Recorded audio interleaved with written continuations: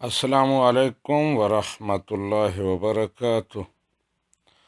پاکستان سے محمد بشارت سلطانی صاحب کہتے ہیں کہ ان کے ایک دوست قصاب ہیں، بکریاں خرید کر لاتے ہیں، ذبح کرتے ہیں اور ان کا گوشت بیچتے ہیں۔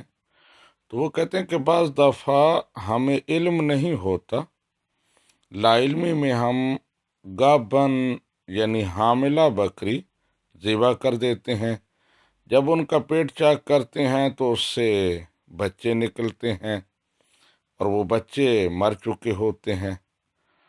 تو اب اس بکری کا گوشت، اس کا کیا حکم ہے؟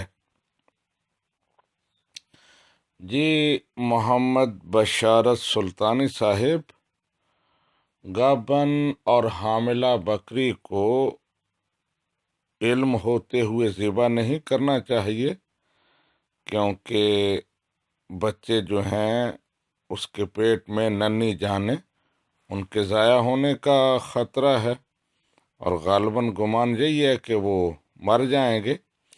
لیکن اگر لا علمی میں، انجانے میں ایسا ہو جاتا ہے تو ذبح شدہ بکری کا گوشت بالکل حلال ہے، جائز ہے، اس کو کھانے میں کوئی شرعی ممانعت نہیں ہے، حلال ہے، اسے کھا سکتے ہیں۔